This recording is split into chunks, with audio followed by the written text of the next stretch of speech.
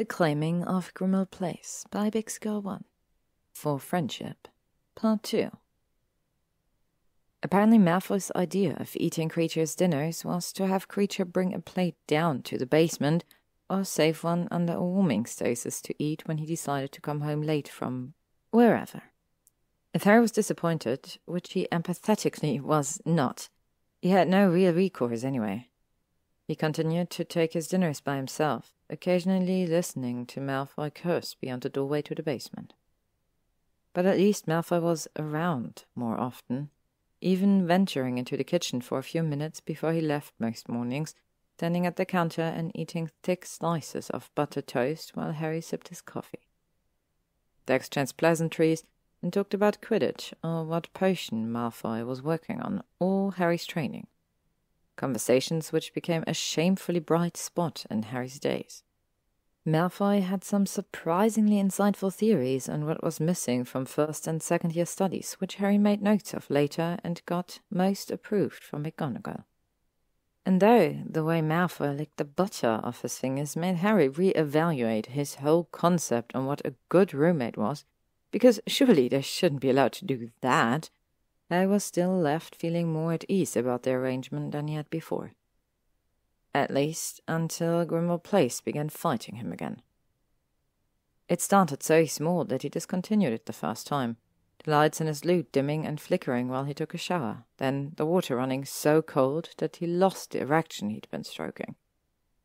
The magical electricity and plumbing in the house were old, and the house had been so accommodating in the last several weeks, it had been almost easy to ignore the reason Harry had sought a housemate at all.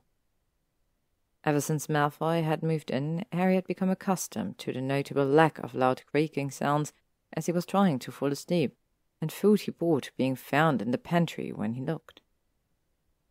Harry reminded himself to hire a handy wizard as he looked sadly down at his flaccid cock and dried himself off briskly. Next week it was his novels disappearing. Each night when he went to bed, Harry had a habit of dog-earing his page and setting his book in his nightstand drawer. When he found it missing the following night, he asked Kreacher, who insisted he hadn't moved it, by grumbling under his breath that the house would do something if Harry didn't something else, obviously just as dire. But he refused to elaborate on his obscure mumbles when Harry asked, so, as an experiment, Harry got another book out and set it in his drawer and checked in the morning when he woke up. It too had vanished. He scowled when Malfoy came traipsing into the kitchen an hour later, heading immediately over to the large pile of toast and a cup of tea that Kreacher had taken to setting out for him. "It's taking my books," Harry snapped. Malfoy cocked his hip against the counter and raised an eyebrow. "You read books?" Harry rolled his eyes. The house is taking my books." Malfoy blinked. He took a large bite of toast and chewed thoughtfully, chasing it with a gulp of tea, then licked a smear of butter off his forefingers. Harry's frown darkened as his eyes slid over Malfoy's emerald robes, high-collared and elegant. Then Malfoy shrugged. "I haven't seen it misbehave once. Are you sure you haven't made the whole thing up?" "That's because it likes you," Harry said, refusing to feel paranoid. "But it's stolen 2 of my books now, and twice last week it ran the water cold while I was—" Harry glared at him. "In the shower." Snorting softly, Malfoy took another bite. "Really? The water pressure and heat have been spot on for me," he said smugly once he'd swallowed. "Maybe it's trying to inform you that the plumbing needs to be replaced. That would be a job for the master of the house." "It does need to be replaced. That's not the point," Harry insisted. "You were supposed to help me fix it." "I have helped you, Potter." He affected a lofty air. "Just having me here has helped you." "Right, but what happens if you leave?" Harry said, exacerbated. "We've got over 10 months on the original rental agreement," Malfoy said with a grin. Harry narrowed his eyes. He noticed Malfoy do that on more than one occasion, Sally changed the subject until Harry couldn't recall what they'd been talking about. It was amusing, sometimes, but he was in the middle of a goddamn book. "We need to start the lessons," he said, crossing his arms over his chest. "We have a wizard's agreement." Malfoy sighed. He polished off his toast, sucked on his fingers again, then brushed the crumbs off his chest. "Fine," he said flatly. "I can have next Saturday." "That's almost 2 weeks." Harry shook his head and scoffed. "No way. I don't want to risk losing training scores or something tonight." "This Saturday," Malfoy countered. "I have a potion brewing that I'll need to sit with for a few hours when I get home tonight. And tomorrow—" Harry opened his mouth to object, but Malfoy hummed a little and said cautiously, "I invited Blaze and Pansy and Greg over on Friday." Blinking, Harry pictured his house filled with a group of laughing Slytherins before he remembered. "Oh, I invited Ron and Hermione and Luna and Ginny over then," he said, thrown. "It'll be like we're having a party, and I don't really do those." Malfoy lifted his shoulders. "So, as long as your lot agrees not to try to kill mine, it should be fine. I'd watch Weasley, both of them actually. Your ex-girlfriend has a nasty temper, but Greg won't do anything aside from drink too much and get soppy, and Blaze and Pansy will inevitably disappear to shag or find other people to shag, so Ron and Hermione wouldn't hurt any of them." Harry sighed and removed his glasses to rub his eyes. He placed them and shook his head and smiled ruefully.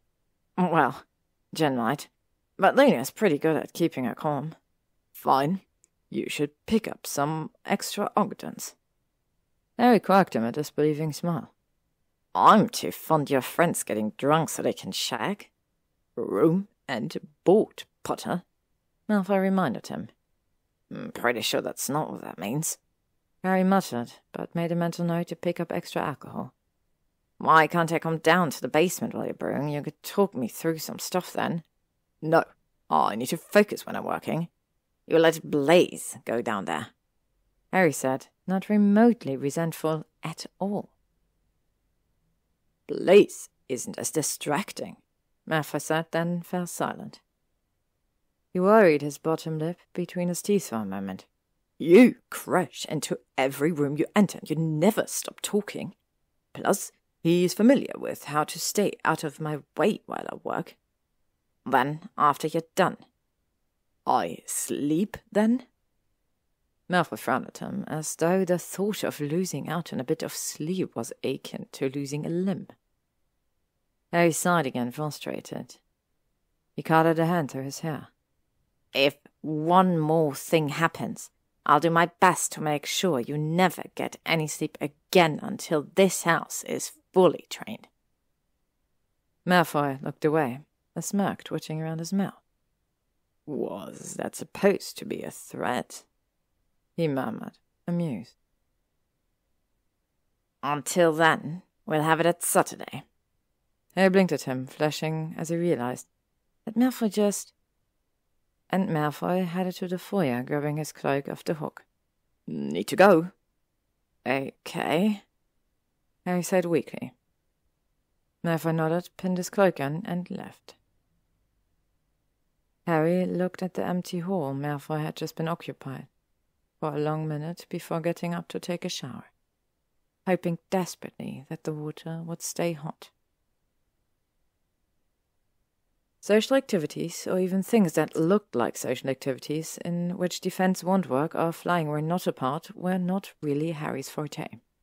So he was pleased when Hermione volunteered to help set things up, mentally sending thanks to her parents for somehow raising the most generous, anal-retentive, hyper-organized, brilliant girl he knew. He rethought that gratitude when she brought board games and an acoustic guitar. "You know," she said brightly, "for if anyone plays, we could have a sing-along." Harry barely controlled his panicked expression, sliding his eyes to Ron, who looked apologetic. Hermione flounced past him, setting down the big stack of muggle board games on the coffee table and the guitar just to the side of it, then looked around the room thoughtfully. He reached into a tiny leather bag and pulled out... "Run!" Harry croaked. "Is that bunting?" Ron winced. "Oh, sorry," he whispered. "She's only really been to my mum's parties. Never much occasion to go to one since before Hogwarts, you know." He spread his hands helplessly. "At least she knows there'll be alcohol too. Not like she expects." "Harry, will Creature mind fixing cocoa later in the evening?" Hermione asked absently, still flicking her wand at the bunting. Harry watched the streamers float into place and affix themselves to the corners of the parlor, hanging automatically in a moderately attractive drape that did absolutely nothing to make the room look more cheerful. In fact, Harry could have sworn he heard a growl from the house itself. "If not, I brought some." Harry looked plaintively at Ron, who refused to meet his eyes, crouching instead to pet Frank for a minute. Frank accepted his attention with a sort of blasé air, as if he disapproved of all that nonsense but felt it would be impolite to drag himself away, and Harry felt a rush of gratitude towards him. At least he had one thing on his side. "Hermione," Harry said loudly, "I don't think this isn't exactly a party. I don't even know if Malfoy and the rest will stay downstairs. I thought we'd all just have some beer and turn on the wireless like we did at yours last time. I just thought it would be good to warn you that they were coming." She narrowed her eyes at him, and he took a tiny step back. "Did you, or did you not, ask how to go about hosting a bunch of Slytherins?" He hadn't, actually. As he recalled it, he'd said something more along the lines, "I hope we don't all start firing hexes at each other." But he nodded anyways. The corner of her mouth twitched up. "And didn't you say you'd appreciate my help?" Well, that at least was true. Harry's shoulders rounded and he nodded in defeat. "I'm just not sure that board games and cocoa are the way to go," he mumbled. "Nonsense," she said cheerfully, just as Harry heard the front door unlock. "Everyone likes board games and cocoa." Malfoy and Parkinson came in, followed closely by Blaise and Goyle. They all stopped short. "Hi," Malfoy finally said, horror-stricken eyes on the bright yellow and red and green and grey streamers hanging about the room. Harry cringed as Malfoy's gaze sought his. Malfoy mouthed, "What?" and Harry shook his head and returned a silent "Hermione," relieved when understanding that Malfoy's face. "Francis," God rumbled, walking heavily over to Frank and sitting down. Frank seemed far more receptive to him than he had to Ron, who looked a little offended. "Hey there." "Good, yes." Harry looked around. The whisper had seemed to sound directly in his ear, and he spun a little. The room seemed a bit brighter, and his eyes flickered over each person in a small crowd gathered in his parlor. "Malfoy, can I see you in the kitchen for a second?" "And miss out on the Granger or Weasley? Really, I'm not picky. Playing the guitar?" Malfoy asked sardonically. "Not on your life." Harry strode towards him. Malfoy opened his mouth as if to say something scathing, but Harry simply latched an arm around his elbow and dragged him off towards the kitchen, throwing a "Excuse us" behind him as they went. He released Malfoy's arm when they got there, and Malfoy shook it out, looking at him resentfully for a moment before mirth stole its place. "How old does she think we are?" He laughed, throwing his head back. Harry's eyes were drawn to the arch of his throat, exposed and pale, but he looked away. "Do magical houses talk to their masters?" he asked eagerly. Malfoy's smile faded. He looked at Harry like he were daft. "Talk? Their house just told me, I think it likes having a lot of people over." Harry fumbled out. "Well, yes," Malfoy said slowly. "They're built to provide protection and comfort and joyous times to their master, so it makes sense that years of disuse might bleed into its wall. That's certainly an aspect we can consider." Harry waited expectantly. Malfoy shook his head. "But I've never heard of a house talking, not Malfoy Manor, not any So? He tilted his head. I suppose it's possible that one of my ancestors charmed it to respond verbally? Could you ask your mom, maybe? Malfoy's mouth flattened. My parents weren't a part of this, he said, sounding suddenly stilted. Right, I know, I just... Yes, I mean... Malfoy added loudly, cutting him off. Of course I will, yes, I'll owl her tomorrow. Thanks. Harry sat with a relieved exhale. Sorry, I know we're starting tomorrow, but that was weird, thinking the house was talking to me. It hasn't done anything since Wednesday, so I thought it might be. I got a little excited, I guess. Is that what excited looks like on you? Malfoy snickered. Pity. Harry caught his breath. He didn't know what these little comments were playing at, and he was abruptly tired of trying to figure them out. Slowly enough that Malfoy had time to move away if he wanted, Harry reached out and touched the side of his neck. For a second, he let his fingers linger there, Malfoy's soft skin under the pads of them. When he looked back to Malfoy's face, he saw his pupils had gone wide, though the kitchen lamps were bright around them. Are you flirting with me, Malfoy? Of course not.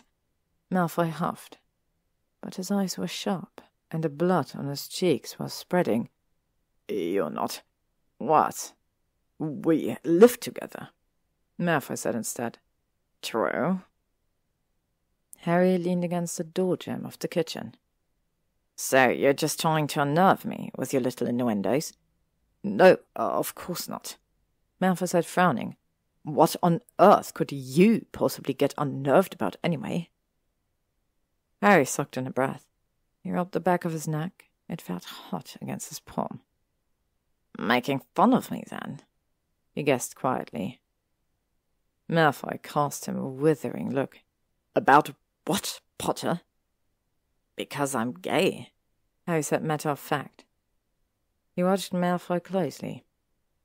Malfoy cracked a laugh, sharp and loud. You're not. I am. No, you're not. Harry blinked. Then I should probably get pretty mad at the last bloke who put his... Stop! Malfoy shouted, looking wild-eyed and on the verge of panic. You really didn't know?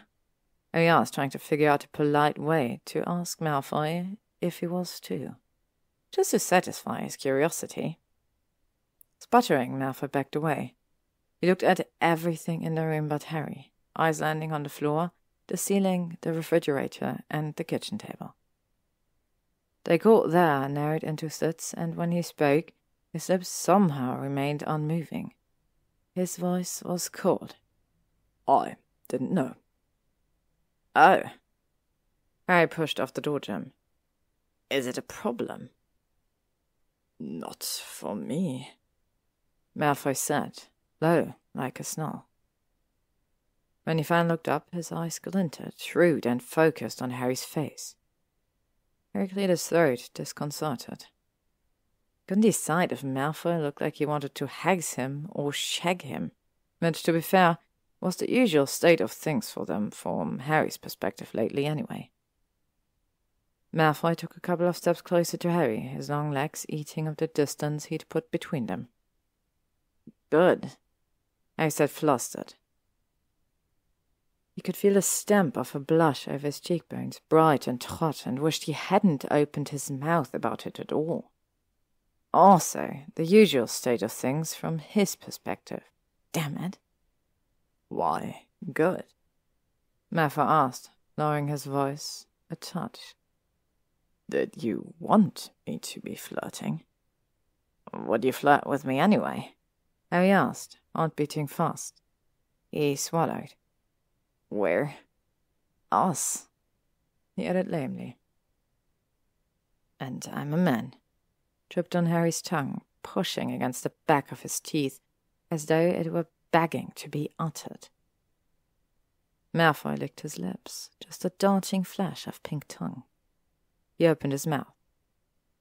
The strains of a guitar playing wafted into the room, soft and twangy. Malfoy's face twisted in confusion, all of that fierce, fascinating light fading from his gaze. The sound of laughter filtered in as well, not remotely quiet. Harry wondered how long they'd been in the kitchen. Is that... Malfoy's throat had turned a blotchy pink. Harry exhaled, feeling 7 different types of foolish as Malfoy stalked past him with a narrow glance and went back into the parlour. Harry followed. He drew to a halt at Malfoy's side, pretty sure his expression was identical to the one Malfoy was sporting. A stunned kind of gape as he took in Parkinson, Ron, Hermione, Luna, and Blaise on the floor surrounding the coffee table. Scrabble was set up between them, and Blaise was picking out his tiles with care, organizing them. Ginny sat in front of Frank, whose chin had settled on her knee, his eyes closing in bliss as she stroked the scaly skin on the back of his extended neck, and Goyle was sitting on the sofa strumming the guitar experimentally, brows furrowed in concentration as a surprisingly sweet melody was coaxed from its strings. It's just like a magic string drum, Goyle said delightedly, noticing Harry and Malfoy. Harry questioningly nudged Malfoy's shoulder with his own, and Malfoy grunted as Goyle continued. Only you have to work the music out with your fingers instead of your wand. Goyle's a musician. Malfoy slanted him a glance.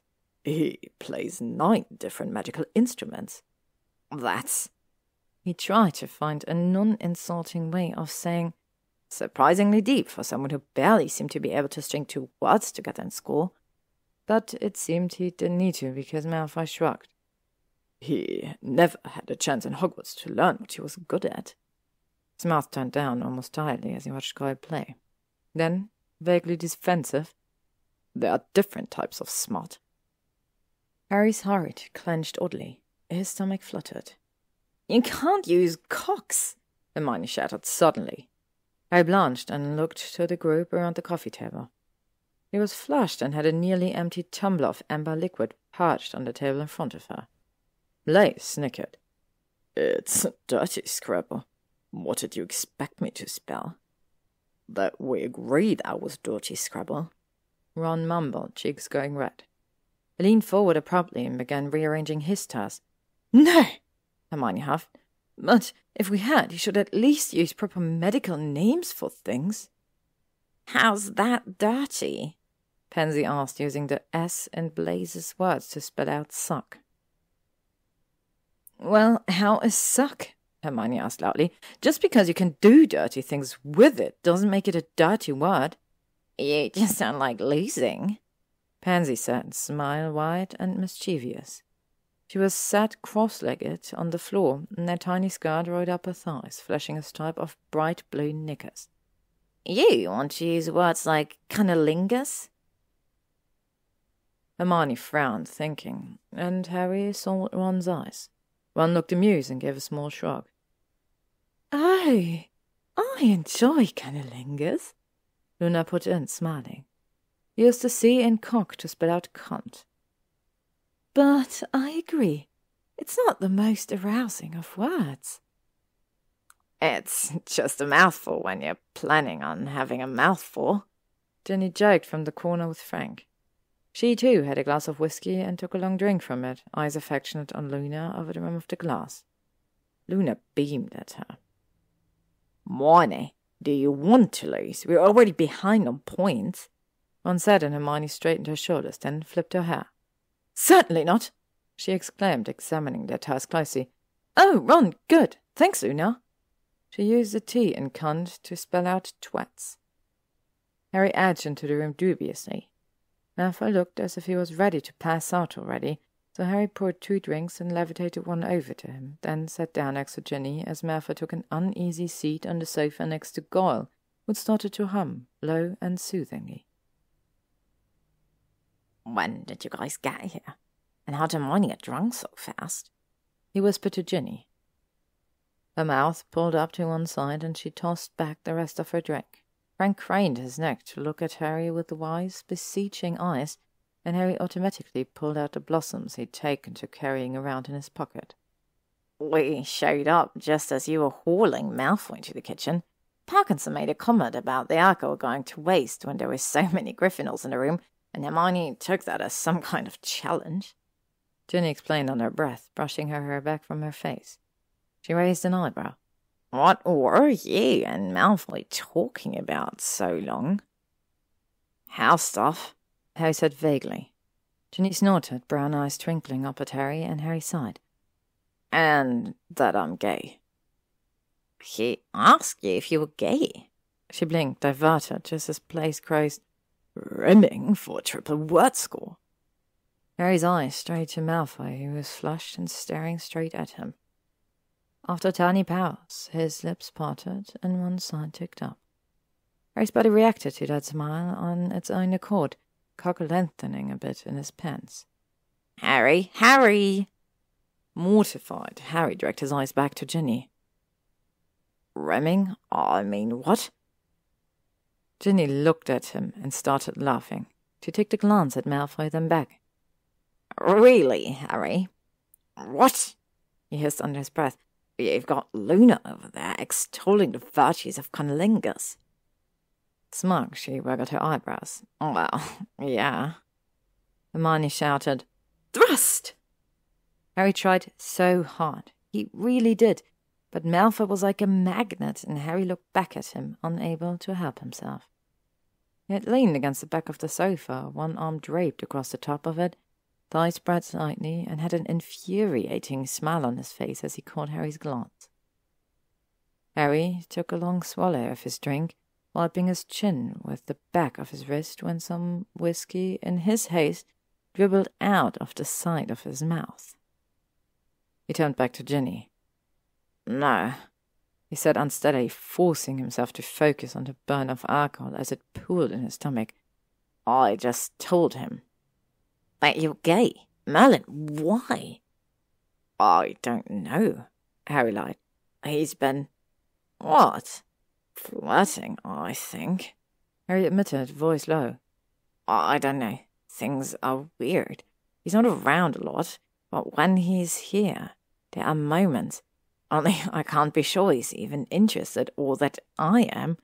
Not for more than a quick shag, she asked just as quiet.